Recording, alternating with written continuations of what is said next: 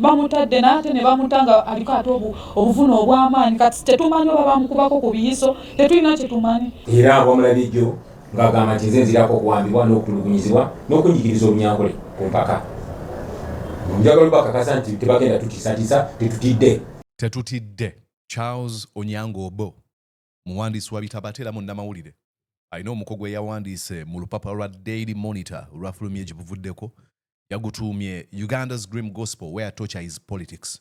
Muyayise nga alabula aba NRM abasirise ng'okutulugunya bannansi kugenda mu maaso n'abo abawagira enteekateeka ez'okuwamba okutulugunya n'okutta bannansi.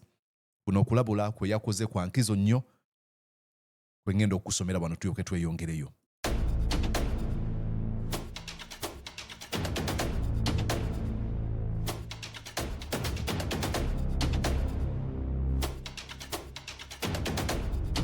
Charles Onyango Obo yagambye, torture is a shaky foundation on which to build a nation. It breeds fear but also fury. Regimes that rely on brutality, that's Uganda, Zimbabwe, Egypt, may buy time but they forfeit trust. Survivors become tougher, movements grow, and the eyes of the world narrow in scrutiny. Torture often births more defiance than submission, transforming victims into legends and rulers into pariahs. Uganda now stands at a fork in the road, ballots or basements. Those in power are betting that terror can rewrite the game, that a grasshopper nation will bow. But history, that sharp-tongued teacher, disagrees. Every tortured body sows the seed of revolt, wounds will heal, and pain passes. But what provokes never forgets, and regimes built on fear will be outlived by the resistance they create. Ategezachi. Agamba, nti torture is a shaky foundation okutulugunya musingi oguyuga on which to build a nation kwosobola okuzimbira eggwanga kitegeeza nti liba ligenda kugwa essaawa yonna. It breeds fear, buzaala, okutya, but also fury n'obusungu obw'amaanyi. Regimes that rely on brutality, emirembe gy'aba musibira mu bbwa egyesigama ku kutulugunya abantu. Omuli nga Uganda, Zimbabwe nga kwotadde Egypt. May buy time, basobola okwegulira akadde okwekumira mu buyinza. But they forfeit trust. Naye beesambu babejjako obusobozi okubeera nga beesigibwa. Survivors become tougher. Abo bakawunawo bafuuka bakambwe nnyo. Movements grow. Ebisinde byongera okukula. And the eyes of the world narrow in scrutiny. N'amaaso g'okwetooloola ensi gatandika okutunuulira nga geekebejja ebikolebwa mu eryo eggwanga. Torture often births more defiance than submission. Okutulugunya kuzaala nnyo abantu okuguguba okusinga okuvunnama oba okuwulira ebyo ebibagambibwa okubeera nga bakolebwa naddala okuva eri abo ababatulugunya. Agamba transforming victims into legends kuleetera abantu ababadde batulugunyizibwa ate okufuuka abazira, and rulers into pariahs, ate abakulembeze okufuuka ekyenyinyalwa, okufuuka ekikolimo, outcasts. Uganda now stands at the fork in the road. Nti Uganda kati eyimiridde wakati aw'okusalawo ku kikyeteekeddwa okukola, ng'ekyo kyeteekeddwa okukola tosobola kukizza mabega. Kye basalawo Uganda kyesalawo okukozesa kyegenda okutambuza nakyo okutuusa bannayuganda banaasituka ne basalawo okukyusayo mu maaso. Kye bayita fork in the road. Bwe bakuwa choices ebbiri olondeko, tosobola kugamba sigenda kulondako. So n'agamba ballots obululu oba basements. Oba basements ezo gye batulugunyiza abantu. Those in power, abo bali mu buyinza, are betting that terror can rewrite the game. Basiba n'ensimbi nti obutabanguko, effujjo, okutulugunya abantu kusobola okuwandiika enkola y'omuzannyo gw'ebyobufuzi mu ngeri emu oba endala. That a grasshopper nation will bow. Eggwanga ery'amayanzi oba ery'enseenene buligenda kuvunnama buvunname. But history, naye byafaayo, that sharp-tongued teachers disagrees. Ebyafaayo bitulaze abasomesa oba abantu bonna abajja ne boogera ebintu nga bavumirira ebyo ebikyamu ebikolebwa. Every tortured body sows the seed of revolt. Bazze batulaga nti buli kutulugunyizibwa, buli mubiri ogutulugunyizibwa ate guzimba ensigo ey'okujeema oba ey'okuguguba. wounds heal. Ebiwundu biwona. Pain passes. Obuvune buyitawo oba bugenda. But what it provokes never forgets. Naye ekyo kye buba bikoze tebyerabira. And regimes built on fear. Era emirembe gyonna egizimbibwa ku kutya will be outlived by the resistance they create. Jijja kugibwa mu buyinza okuguguba okwo kwe byatonda. Ebyo bye bigambo bye Charles Onyango Bo. Osogenda maaso n'osoma article eyo ku Daily Monitor, ayongera maaso n'okunnyonnyola just ako ke nkuwadde ke bayita snippet mu Lungereza. That's just a snippet ku article gye yawandiise. Owa NRM. Kano kasalemu okasindikiro wa NRM. Omugambe ajjukire kyateekeddwa okuyimiza eddoboozi lye. Alisitule. Luza weetegese kati ate tusimbule. You're watching Mordecai Marissa Live Political Commentary. Please consider subscribing to help grow Uganda's Voices of Struggle ecosystem. Thank you. Very glad to be here on Mordecai Marissa TV. And yes, indeed, ogamba otya okansubire nti oli bulungi nze Mordecai Marissa era nga nkwaniriza ku mukutu guno gu Mordecai Marissa Live. Tuli ku marathon ey'okulaba nga tuweza abantu omutwalo gumu ng'omwezi guno tegunaba kubeera nga guggwaho tuli mukenda. YouTube channel tenaba kubeera nga eweza emyezi 2. That's amazing. So genda maaso n'okubeera nga oteekako subscription. Hello? Watali kulwa. Kikozese fujjo, kikozese. Wala abantu abajja ne balaga Mordecai nyumirwa nnyo content wo. I love your opinions. Njagala nnyo by'okola. Nino mga osubscribing adde. Sijja. You. And if you find this content worth sharing, please do share with your folks and invite other folks to join us as well. All right, ladies and gentlemen, tugenda kwongera okutunulira okutulugunya okugenda maaso mu nnyaffe Uganda ebikolwa eby'obumenyi bw'amateeka ebikolebwa wa Museveni, Muhoozi n'ababatembeeta. And look, why do I keep on doing this? Because this is not normal. Museveni ayagala kudistansizinga abantu batuuke bakimanye nti bonna amuwakanya bagenda kuwamba. Kyayagala atuuke ku point nga buli muntu amanyi sigenda kuwogera, then abantu babeere nekyo bayita anticipatory fear. That's what he wants to see. Anticipatory fear or anxiety. Why you even hold your phone, but before you type something, you'll be like, oh, I won't type it because Museveni might be watching me. Anticipatory anxiety. And I'm not going to, stay on the sidelines and watch as our country is becoming extremely desensitized by lawlessness. I'll continue making this noise over and over and over again because it is not normal to abduct, torture, and kill innocent people. Now, there's a feeling that when I say all those things are wrong to be done to an innocent person, then we can do them to a criminal. No. There's something called due process. We have an entire book called the Constitution that tells us how people should be arrested, how people should be charged and stuff like this. Criminal or not, people should be arrested following the due process, the legal due process, the legal recourse. That's how countries that care about human rights, the rule of law, and democracy function. So, nja kwongera ku bino ebintu lubeerera. Kubanga sikkiriza nti omuntu alina obusobozi oba alina obuyinza okuwamba okuta n'okutulugunya omuntu waliwo omuntu ayinza okugamba mulisa nk'oyo okubiwulira. It is fine, you can go on. Video ne bwerabibwa abantu babiri. It's fine. Naye abo abantu ababiri nga bakimanyi nti okuwamba okuta n'okutulugunya abantu kikyamu. Era kimenya amateeka. Okay? And I'm sorry. I think I need to close my Facebook. I'm receiving messages here. All right. Let's go on and tulabe story yakoleddwa NTV. NTV yakoze story ku munnaffe ate yayimbuddwa gwe bamukwata ne Eddy Mutwe. Listen. Ng'ennaku z'omwezi 27 omwezi ogwokuna omwaka guno omu ku bakuumi ba Robert Kyagulanyi Center mu Edward Ssebufu amanyiddwa ennyo nga Eddy Mutwe yakwatibwa ne bannaabala 2 bwe baali bava ku mukolo ku kyalo Kiwanga ekisangibwa e Mukono.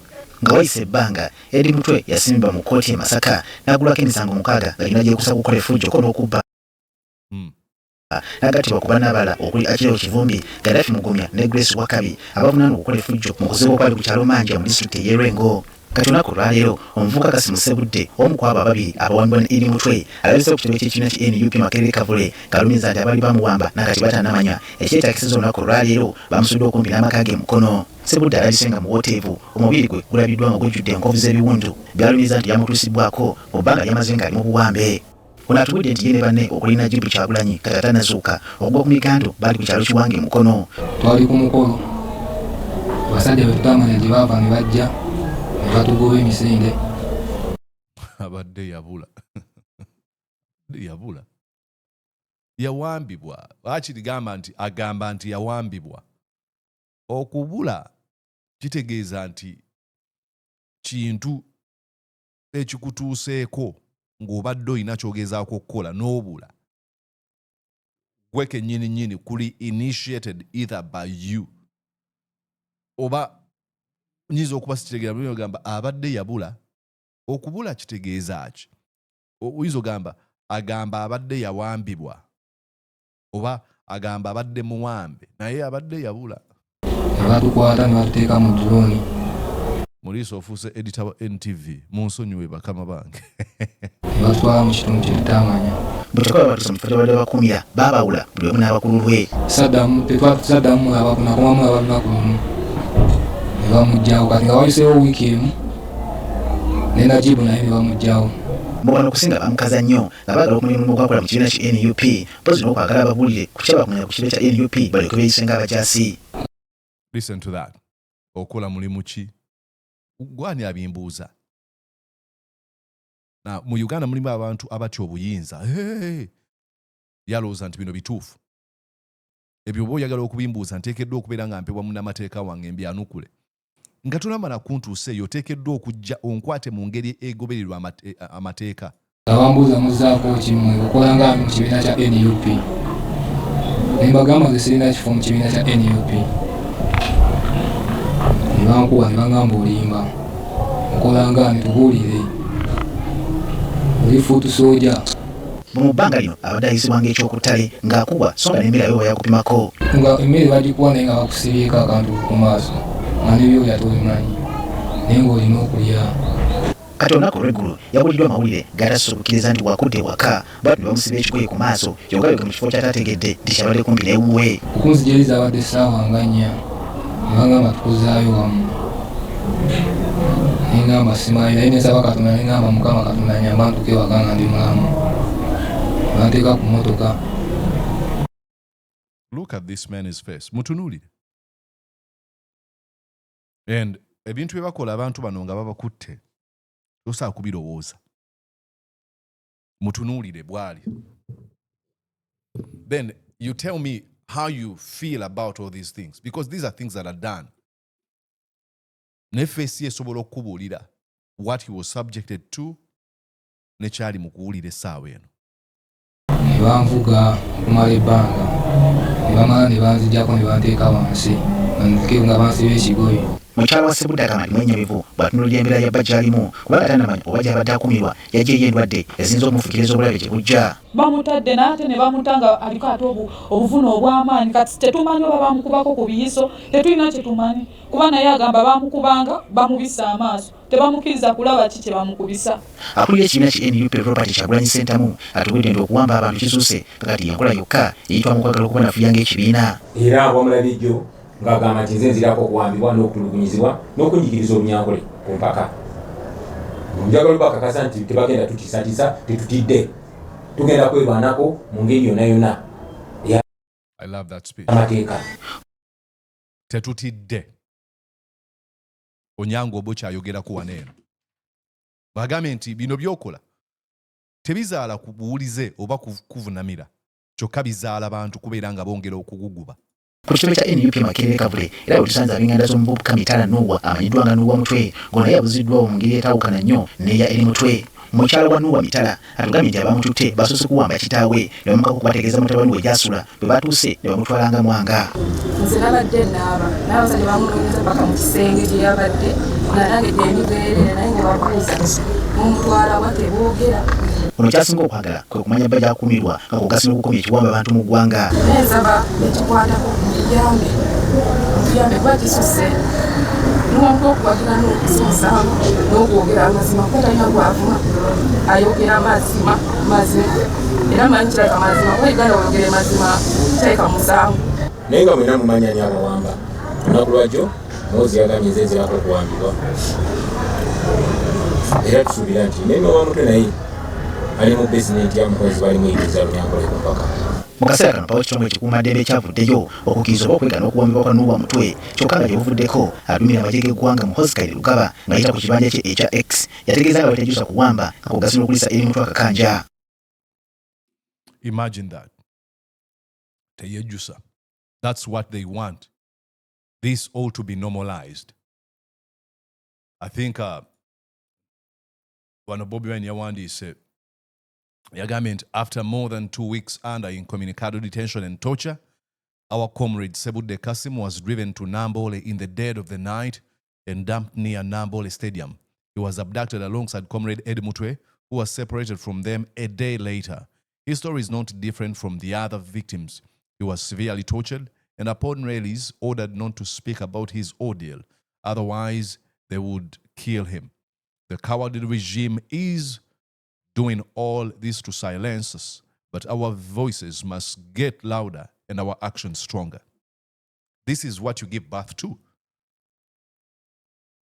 Folks, I don't understand whether it is getting drunk to power that you get to a point where you don't realize what you're doing is actually emboldening other folks to rise up and revolt against you.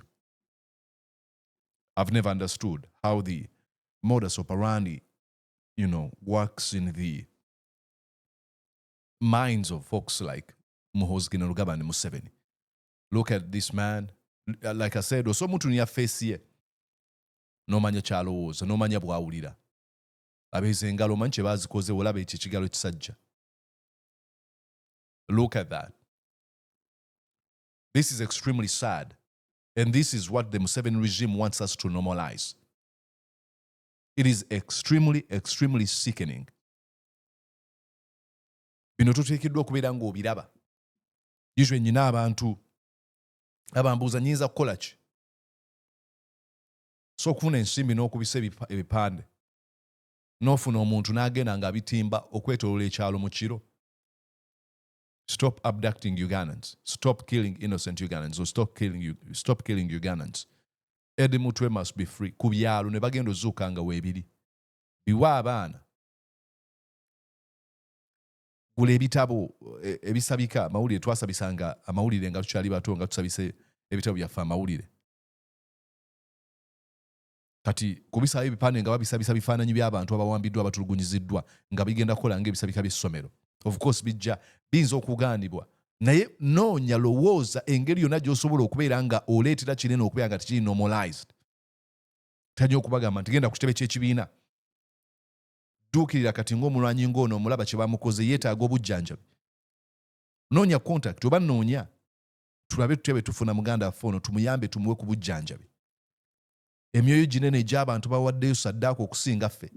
Mordecai Mulisa njogerera waneeno walungi mu America ntudde ndi ku muzindaalo. Naye mu nsi mu Uganda mulimu abantu basasudde omuwendo omunene bwe gute. Tubasiima tutya. Tubeere n'ogamba sina kye nnyinza kukola nze ndi munafu bannange. Nenjagala enkyukakyuka, enkyukakyuka njagala. Nina mukwano gwange yankubira bambi. Ng'okusiima. Rosalie ali Kentucky oba South Carolina. Bonaabo olabye eno video. But one of those states nanga Mulisa. Nkusiima nnyo byonna by'okola. Mbadde njagala nkuweeyo akasente bwe kati. Bano be twagala tukawe. Obuyambi businge kugenda eri baneeno. Ekibiina tugendeyo. Look at what they did. Naye ng'akoze musango ki ogumuleetera okubeera nga bamukuba. Lengera ekigalo ekyo. Kigalo kyonna bakikubye bakulaga nti bakisensebudde. Naye nga musango ki ogumukubisa okutuuka wano.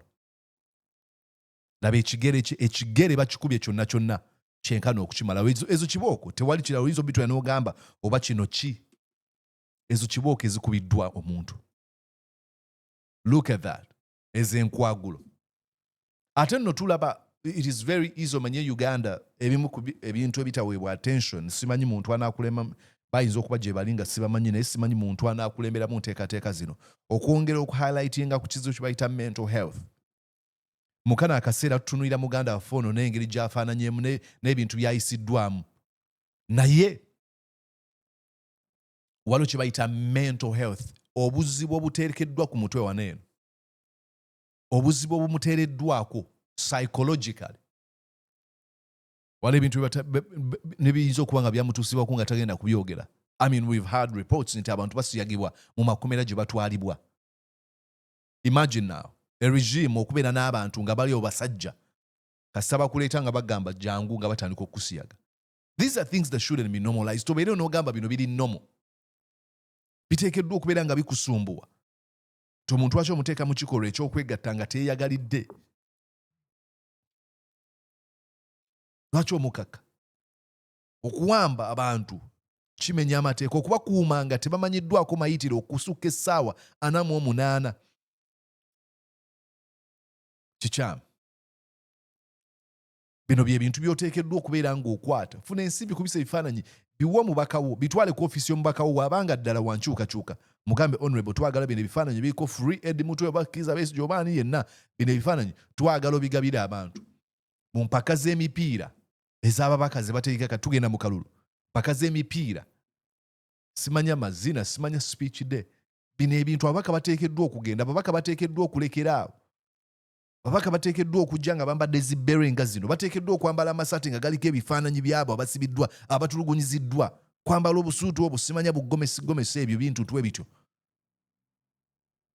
Okunyumirwa kuteekeddwa okukolebwa absolutely. Ate siri mugamba bagamba nti oteekeddwa okukola kino, no.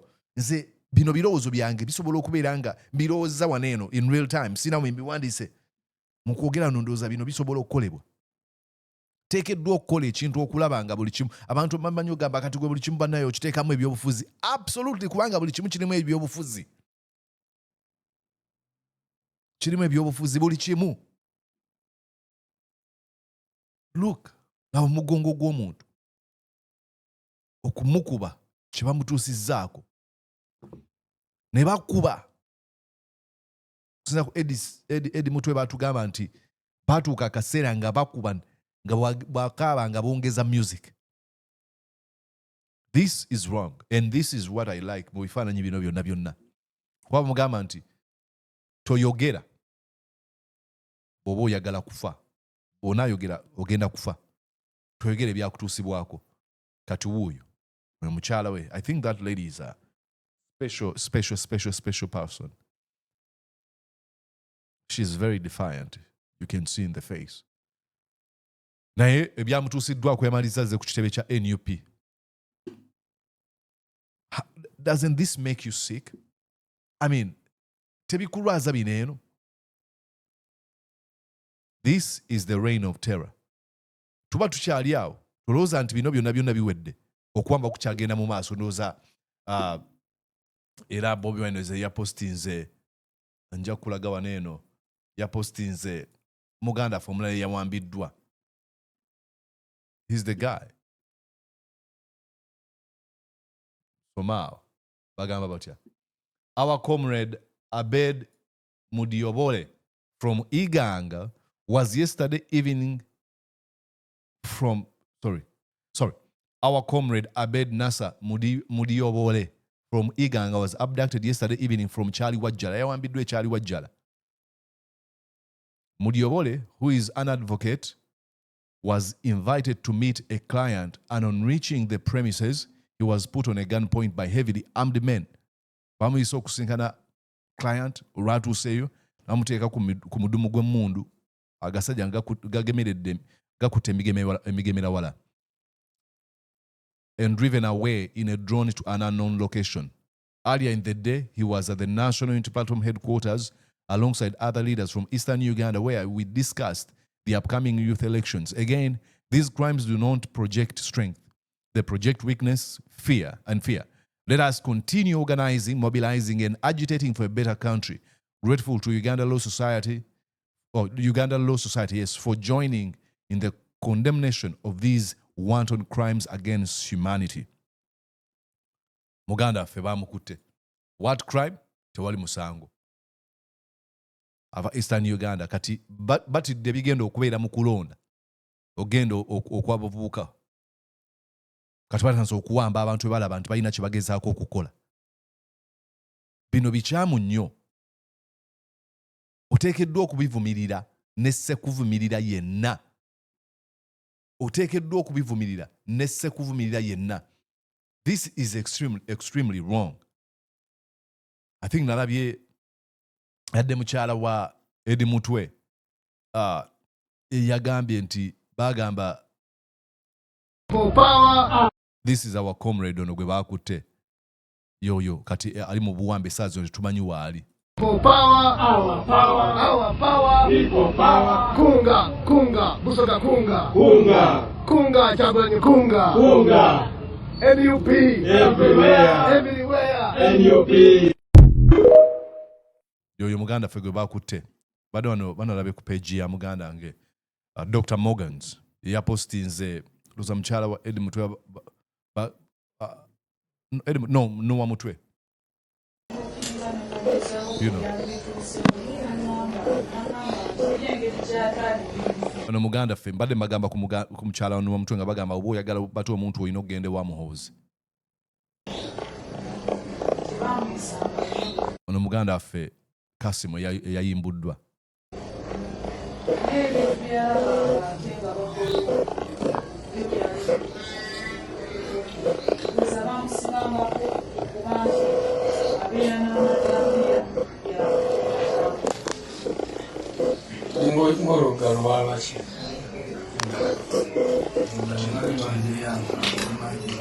Can we see the picture? We see the picture. This is Michael that is speaking. Let's see the picture. You can talk about what they did. Really, so to show us.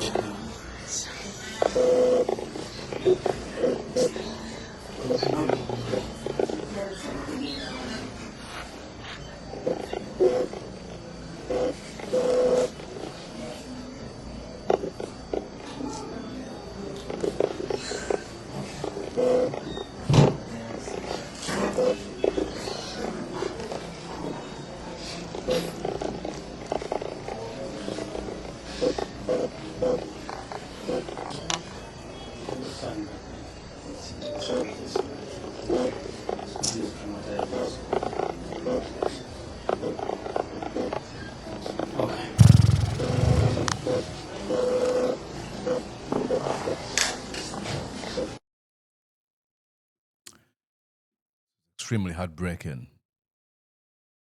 It makes me sick to my stomach. Bino bimenyera ddala.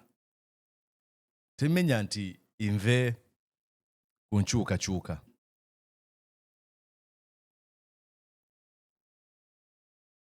Aye bimenya a little bit of me no bwendoza ku bantu. Ebintu biri political. Chala wanu wa Mutwe. Muhoozi ne Museveni bebalina nuwa ku byayogera ku amazima bwe tebagaagala kati saazi otunoonyeza kugenze ku mapoliisi tebatuyamba batugoba bugobi. Ebintu biri political tetulina gye tusobola kubikolera. Ate era abamu babagamba era olaba tali awo omu angambye ngende wa Muhoozi yamulina kuba bo tebalina kye basobola tuyamba. Poliisi bagambye we bangambye tebasobola biyingira mu kuba biri politiko takirabiko ali wa mukulu kuba taata ye kennyini ageze Ali wa mukulu zaako n'okubako ekire Kassim bamugambye kirabika awo taliiwo aba taliiwo ali wa Muhoozi sasa abo tuyambe Muhoozi ne Museveni. This is what they want to do, subject people, weaponize fear. And then they're able to make everyone afraid, then they can control them. This is very, very sad. What do you think? Kikyolooza ku bino byonna byonna. Mbebaza mwena mbadde mujjumbidde omulango ogw'okuwandiika mu comment section okwendowooza zammwe z'amaanyi nnyo. Nga bwe ntera okubagamba, I don't understand how people consume this content. They won't subscribe, they won't share it, they won't comment, they won't do anything. But they keep on showing up. Nga bamala bagamba, nze nakuwa abantu mwana abakozesa bannaabwe, nsaagala muntu ankozesa. That's what you're doing. Naye mu ngeri mu style endala. So do not be a user. Okay? Teeka wansi kyolowooza ate subscribe ku mukutu guno. Mission yaffe y'okweza abantu omutwalo gumu enaatera okutuuka. Are you gonna help me do this before the end of this month? I believe it's gonna happen actually. Ninda gobeere ng'okikola. My name is Mordecai Murisa. I do really appreciate that you've been part of this conversation. Until we catch up again, keep your eyes focused on the ultimate goal of liberating our country. Gwe wena muna Uganda ali mu ggwanga lyonna ly'owangaliramu ng'olina ky'okola ekireeta enkyukakyuka. I have immense respect for you, nkimanyi nti olina ebyokola bingi.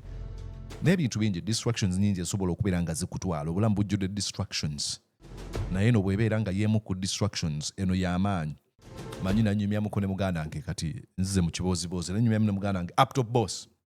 Up top boss n'agamba mbu ye ebintu by'oga simanya bajja kukutta, simanya weesonyiwe tosembeera abantu bwe bati. Agamba ebyo tabitya, Kassaba nga afudde nga kyafudde. Kye bamuttidde kwe kulwanira eggwanga lye okukuumula kulungi. So nga nkozesa gundi eyo y'emu. Context y'emu. Eno webanga distraction ekutwalira obudde. Wala abantu abamu obudde babumalira mu mumizanyo. Look, bwe njogera bino ebintu twagala bitwale nti bibi. Biri okay. Naye mbyogerako kubanga ebiseera bisinga biwaggwe essanyu. Kyokka ng'obulamu definition yabwe esinga bwe butya kwe kusukka ku ggwe. Singa ekintu kiba kiwa gwe n'abalala essanyu. N'ebiseera bisinga it is me. Ngenda kulaba firimu otuleyo wekka weka oli ekiberenge ng'otudde wekka. Ngenze ku beach, that's one person, it is you. But the moment you engage in things ebiyamba abantu bonna gamba ng'okulongoosa ebyalo, tugende tulongoosa omugga, kiyamba naati kitwaliramu n'abantu abalala bangi. That's selflessness in and of itself. Obukulembeze, okulaba ng'eggwanga lyo likyuka, ebyo bisukka ku ggwe, awo obulamu bw'otandika okubutegeerera. Nze Mordecai Murisa, nkwagaliza okubeera obulungi, saagala kufuuka musumba wano oba motivational speaker. Wali yagamba katuba motivational speaker bubi. Si bubi naye Frank Gashumba oba bwonoona. Bye-bye. Did you enjoy what you just watched? I'm sure they did.